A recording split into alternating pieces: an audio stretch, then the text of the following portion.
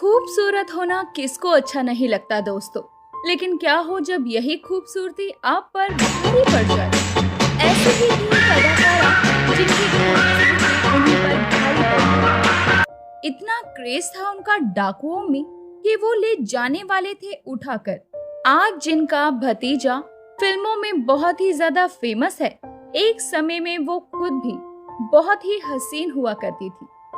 बॉलीवुड के 100 साल के इतिहास में सिर्फ सितारे ही नहीं हुए, बल्कि ऐसे कलाकार भी हुए हैं जिन्होंने सैकड़ों फिल्मों में काम किया और अपने समय पर अपने अभिनय, नाच गाने से भी छाप छोड़ी।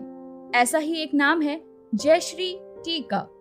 वो अपने दौर की सबसे लोकप्रिय डांसर्स में से एक थी और इनफैक्ट हर कोई उन्हें डांसिंग के लिए बुलाया करता था।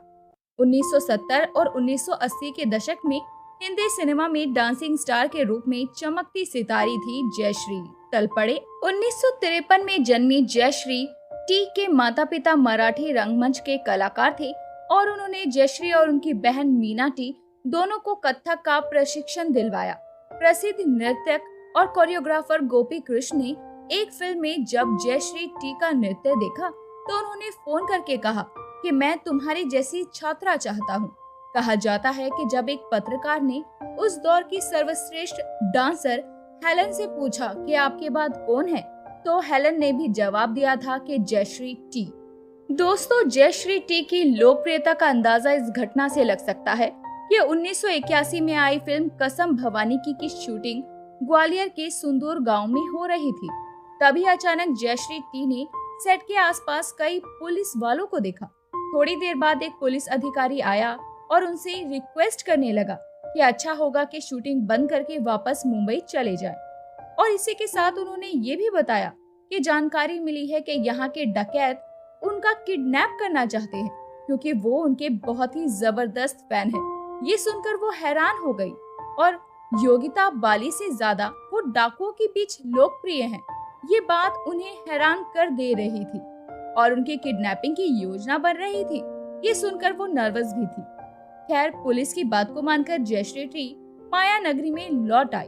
फिल्म का गीत मेरी गुलाबी चोली जहां पहले उस गांव में शूट होना था, उसे बाद में फिल्म सिटी में ही शूट किया गया।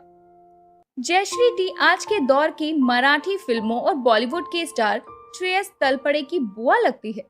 श्रेयस एक प्रसिद्ध डांसर और एक्टर के भतीजे हैं। जयश्री ने लगभग 500 फिल्मों में करीब हर उस भाषा में अभिनय किया है जिसमें उस समय भारतीय फिल्में बनाई जा रही थी। उन्होंने 5 साल की उम्र में फिल्म गूंज उठी शहनाई से शुरुआत की थी।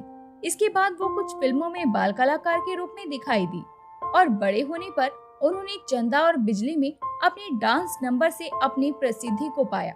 फिल्म के निर्देशक साफ कह दिया करते थे कि ये सिर्फ एक डांस है और उन्हें इसका क्रेडिट पोस्टर में नहीं दिया जाएगा। लेकिन जब वितरकों ने फिल्म देखी तो निर्माता निर्देशक से कहा कि इस डांसर का नाम पोस्टर पर जरूर डालिए। तो कुछ ऐसी थी जयश्री की कहानी। उम्मीद है ये वीडियो आपको पसंद आई होगी। वीडियो पसंद आई हो तो इसे लाइक करिए, दोस्तों के साथ शेयर कीजिए और हमारे चैनल को सब्सक्राइब कर दीजिए।